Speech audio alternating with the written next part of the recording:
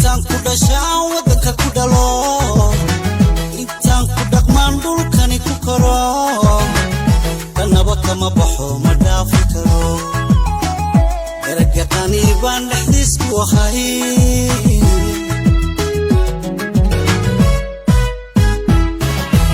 allah intaan ku dhashaan wadanka ku dhalo intaan ku dhaqmaan dhulkani ku koro kanaba kama tago ma dhaafi karo eragaqani baan dhexdiis ku ahay qabyala dube duni bay noqotee egaan uga saar ma dhaafyalo kagacalan dhammaan dhexdeenna ka yeel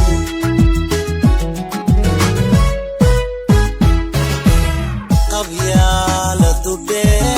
duni bay noqotee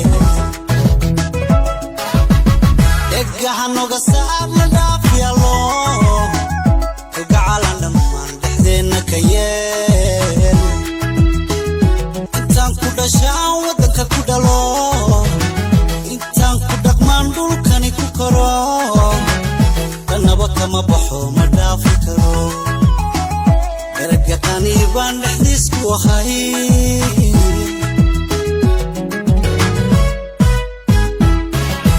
allah intaan ku dhashaan wadanka ku dhalo intaan ku dhaqmaan dhulkani ku koro kanaba kama tago ma dhaafi karo eragaqani baan dhexdiis ku ahay qabyala dube duni bay noqotee egaan uga saar ma dhaafyalo kagacalan dhammaan dhexdeenna ka yeel gaalkacyo waxa ku soo kordhaya fursadaha ganacsi shirkado waaweyn baa aad u maalgashaday waxaan ka codsanayaa dhammaan qurba joogta inay maalgashadaan aysan ka baqinin in ay dhibaato uga timaado gaalkacyo waxa ku socda maalgashi xoog leh waxaan codsanayaa in ay maalgashadaan dhulkooda isbishira gaalkacyo inay ka bannaan tahay fursado aad u wanaagsan horta gaalkacyo ma ahan meel shalay dhalatay waa meel fac weyn magacaan gaalkacyana waxaan maqlay waa meeshii gaalka cad laga kacshay inay asalkeeda xorriyaduba ka bilaabatay oo dadkii xornimada Soomaaliya u dagaalamayay waxay u badnaayeen dad reer gaalkacyo aragti dheer leh oo la yaqaan marka gaalkacyo way u baahan tahay say horeyba ay u ahay dadka ugu ilbaxnimo badan inay helaan yani ay horumarkoodii kor u sii qaadaan gaalkacyo way u baahneen waana meel yani lagu ganacsan karo isbedel weyn baa ku yimid waliba ramadaankii laga soo bilaabo ilaa hadda oo ah dadku inay habeen iyo maalin isku soo adeeganayaan walow dee xanuuna iyo wax jiraan laakiin haddana dadku iyagu taxadar samaynayaan waa adeegtaan habeenkiina socodka ugu fiican yahay maadaama uu degan yahay jawigu degan yahay magaalada hadda laftarkeeda guud ahaan macruuf marka laga tago waxaa laga dareemayaa isbedel badan oo suuqa laamiga zaxmad ah ganacsigii oo soo fiicnaanaya dadkii oo niyad wanaag muujinaya iyadoo aan waxba laga cabsanayn oo tuugadii iyo wixii barnaamijkii la xalliyey qof walba isagoo moobilkiisa wata uu magaalada marayo adeeganaya xilliguu doono iyadoo bii'aladii xilligay doonaan shaqaynayaan iyadoo dhaweeye shaqaynayo iyadoo gawaaridii barnaamijka ku wataan waxaan isleeyahay alxamdulilah rabbil caalamiin isbedel weyn baa ka muuqda magaalada oo dhinacyo badan ah magaalada ganacsi iyo horumar fiican baa ka socda dadka qurba joogta ama dhaqaalaha haysata waxaan leenahay magaalada la maalgeliyo meeraha noocan oo kale ah laga furo magaalada ganacsi fiican baa ka socda marka waxaan leenahay dadka qurba joogta ama dadka lacagta haysta oo raba in mataqaanaa wadanka ay dib ugu soo noqdaan ama wadanka ay maalgashtaan noo imaada gaalkacyo fursado badan baa ka bannaan oo dhinaca ganacsiga ah maalgeliya magaaladiina waa aragtaan dhalinyaradiisa ay u caweynayso caweysinka iyo goobaha mataqaanaa caweysinka ka socdo mataqaanaa siday u qurux badan yihiin runtii waxaad dareemaysaan in 4 saaco habeenimo ay tahay saqdhexe ama xilligan si gabaabsi yahay magaalada aad looga adeeganayo oo magaalada horumar badan ka socdo waa dareemi karnaa bulshada joogta farmashigan iyo supermarketkan saacada tan horumarka gaalkacyo aad baan ugu faraxsanahay waxaan soo dhaweynaynaa bulshada Soomaaliyeed meel walba dal iyo dibadda joogto inay ku soo dhawaadaan magaalada gaalkacyo waxaan leenahay welcome to gaalkacyo waxaan leedahay gacmo furan ku soo dhawaada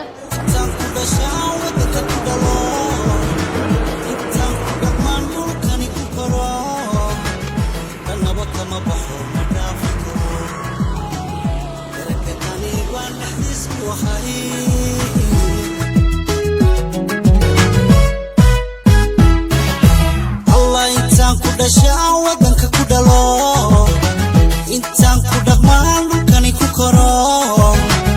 annaba kama tago ma dhaafi karo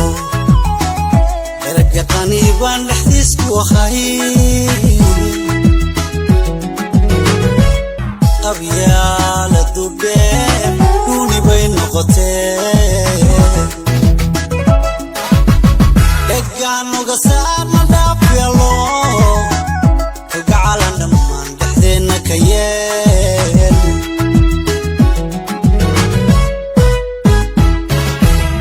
qabyaaladu dheer duuni bay noqotee dheggaanoga saar ma dhaafyalo kagacalan dhammaan dhexdeenna ka yeel intaan ku dhashaan wadanka ku dhalo intaan ku dhaqmaan dhulkani ku koro dhanaba kama baxo ma dhaafi karo eragaqani baan dhexdiis ku ahay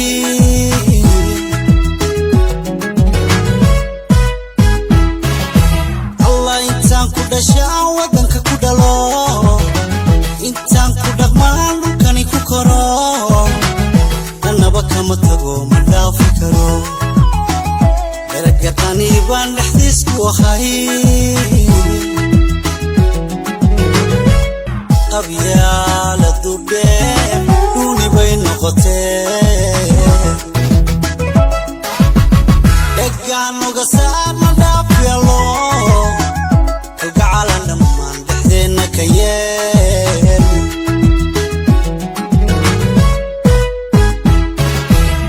qabyaaladu dheer duuni bay noqotee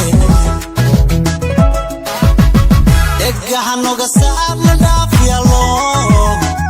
kagacalan dhammaan dhexdeenna ka ma ahan meel yani faransi iyo dagaal iyo balaaya ka dhacdo